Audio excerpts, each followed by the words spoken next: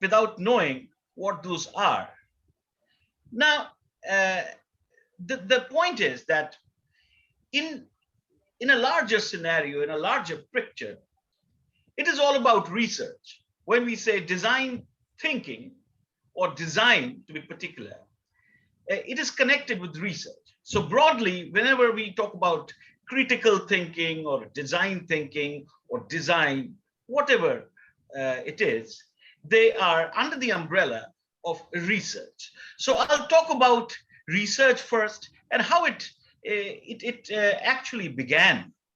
Rather, what is the essence of research in our lives, or how did it all start? So I'll tell a story kind of thing, which will actually give us an idea that when we do a research in engineering or science, or when we do design, or what exactly is critical thinking. So throughout that story, I'll walk you through all these terminologies and how you can use it in your academic uh, world or your academic career, so to say.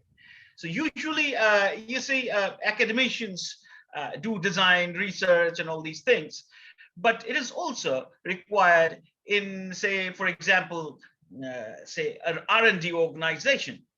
Now, if you uh, look at the world platform, there are various R&D organizations, multinational organizations, which have also offices in our country. For example, electronics, computer science, those are being the most important ones in our country. You can see research labs from Microsoft, you can see those from Texas Instruments, from Intel, from Samsung. There are so many, right? And there are multinational companies like, say, for example, in mechanical engineering or automobile engineering, say Volvo also has a research division here. And in fact, none of these multinational companies run without an R&D division. So all their new products come through research and development. So when we say design, then design thinking, we are talking about a new design of an engineering product. So when it's a new design, it needs a lot of research. So whenever we are launching a new product right from the scratch, for example, we want to make things right from the scratch, and we want those to be new. So in that case, it is research, then it is design, and it is critical thinking. All of them together, they all work in tandem to actually do something remarkably well. Whenever, say, a company does remarkably well, it has to involve everything together: research under the umbrella of research, design thinking, critical thinking, and a lot more. So let us start with this. I'll walk you through a story, and that story will tell you how actually these things fall in place. Usually we are confused. Now, when we are talked about research, discovery, innovation, design, invention, we actually do not have a kind of black and white idea about what is what, and there are a lot of gray areas, although, but we even despite having those gray areas, we must have something, something concrete in our mind, what to do when we talk about design, when we talk about innovation, and all these things. Particularly since this is focused on design, I'll concentrate more on design, but I'll explain how we go about it, how we start the research in it. So to start with, we'll see what research exactly means. What is research?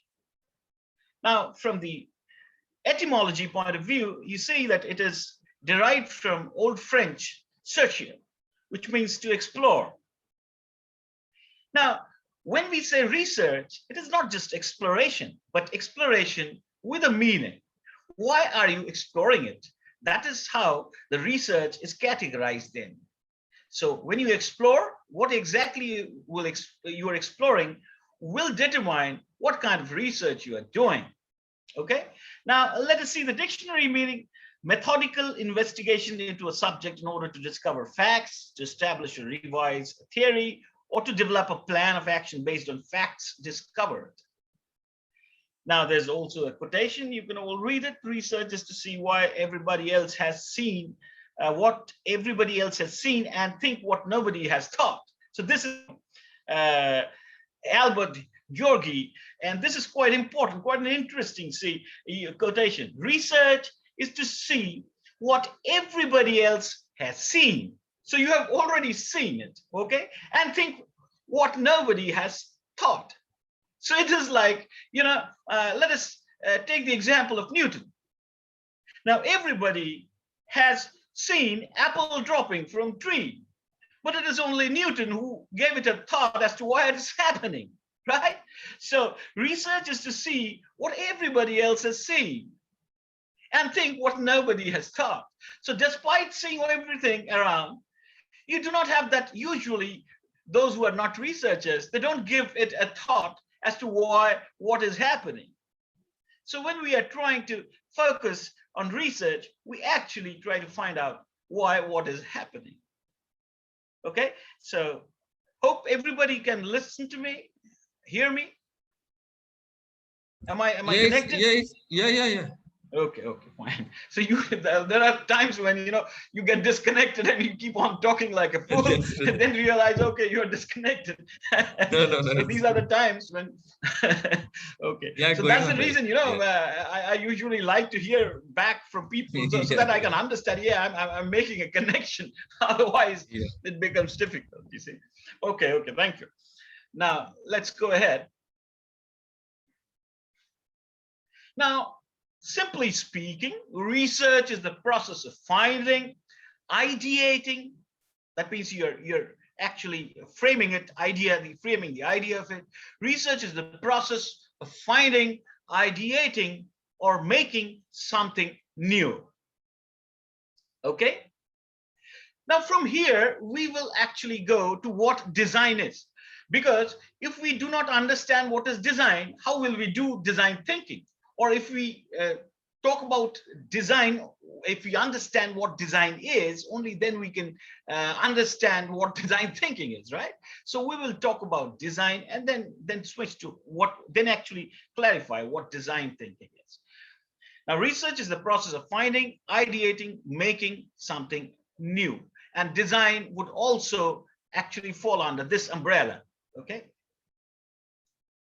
Now, we should see this particular slide in a little more carefully than the others. What does research lead us to? So when research leads us to something, we determine what category of research is it. Now, if you